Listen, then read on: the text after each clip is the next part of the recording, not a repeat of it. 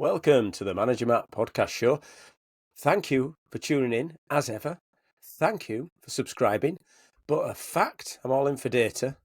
For the many people who've clicked onto the video so far, and there has been a lot of you, 80% of you have not subscribed to the show.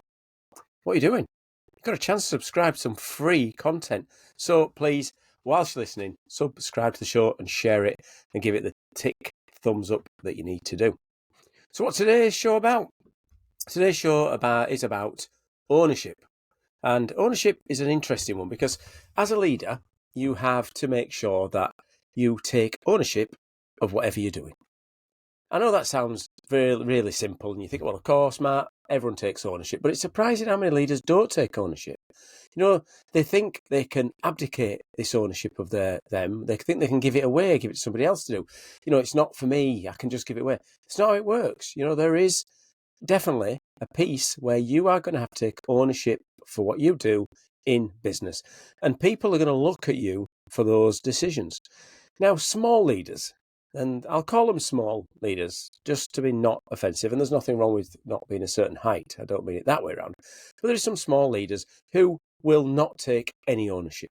They'll hide from any decision and try to defer it as much as they can. Now, there's a difference between deferring and obviously abdicating. If you just abdicate everything and just leave everyone to make the decisions, then why do we need you anyway? These kind of small leaders are always looking for blame. So when things come and go wrong, they don't take the ownership. They just want to blame somebody for what's gone wrong. And that's definitely a sign of a small leader. What else do they do? They lead through command. So they assume that just because of their position in the command structure, they can just abdicate everything and take no ownership at all. So that's what happens a lot when you see these small leaders. And what they'll do is they'll fall behind procedure. So when something does go wrong, they'll just blame the procedure, or they'll blame the hierarchy. They'll say, well, it has to happen.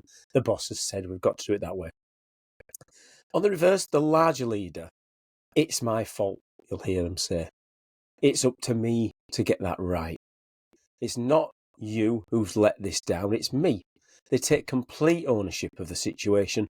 They will then help their team become better by learning from the errors, not abdicating their responsibilities and accountabilities away by saying, I have this, I own this. If you've made the mistake, that's my fault for not helping you. It's my fault for not showing you how things could be done. And in business, you've got to watch out for the small leaders. We know that because what they do is obviously going to belittle you and make it hard for you. You've also got to watch out for the sharks. Now, what are the sharks? So we had the small leaders and we've had the large leaders. What are the sharks? Well, these are the people who are in positions where you may think they've taken ownership. You think they've got your back. But actually the shark is waiting to pounce and to do what he can to disturb you and make sure that you don't succeed. And that sounds really negative, and it's not my intention to be negative. It's my intention to open your eyes to where these sharks can be around. You know, they can be like in disguise. I mean, it's hard to disguise a shark. They're quite big. Well, some sharks are small, but we digress. But these people, you think you've got them. You think you understand them. You think they've got your back. But actually, they haven't. They're watching, making sure that when it comes to the ownership, they can pass that blame on to you. They can become the small leader again. But you don't know that. You're confused sometimes, maybe, because you've got a good relationship with this person. Maybe you think they've got your back. Maybe you think you're on the same page. It can be a peer. It can be a boss. The sharks, they will put everything to make sure they're okay. And that'll mean your job might be at risk. So be aware of the sharks. But what does it mean when it comes to actually taking ownership?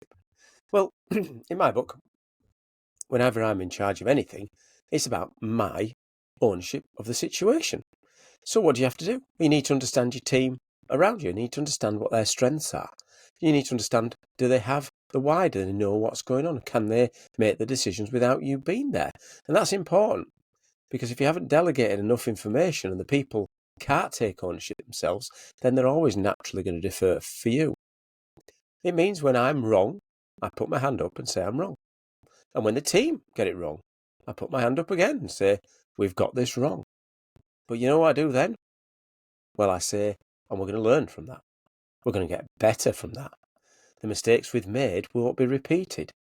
The errors that we've done, we'll apologise for, and we'll move forward with proper plans to get improvements. I will own it as their leader. I will own it as their boss, and I will own it as someone they can trust. I'll be a big leader. I'll stand up. And I hope you'll do the same, because if you sit listening and watching this programme, you know that being a good leader and being a great leader can make the massive difference to all the people around you. It'll also make your life enjoyable. It will also make your work balance more enjoyable as well, because you'll have that right way of doing things. And it's not about having this overarching feeling of righteousness. It's about doing the right things with your team. It's about making sure that your team understand their place and they understand when things go wrong that you've got their back. And that doesn't mean you're a soft manager either. It doesn't mean that you're going to turn a blind eye to someone's mistakes. No, you're just going to say, okay, that's gone wrong. What we're going to learn from it.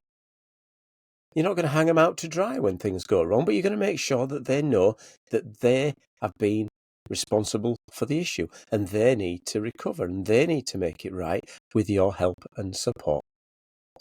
So in business, taking ownership and pushing an agenda of ownership down through your ranks will make you respected by your team. It will also mean that you will deliver those precious results because the team will come to you. They will talk to you. When things go wrong, they'll be open with you.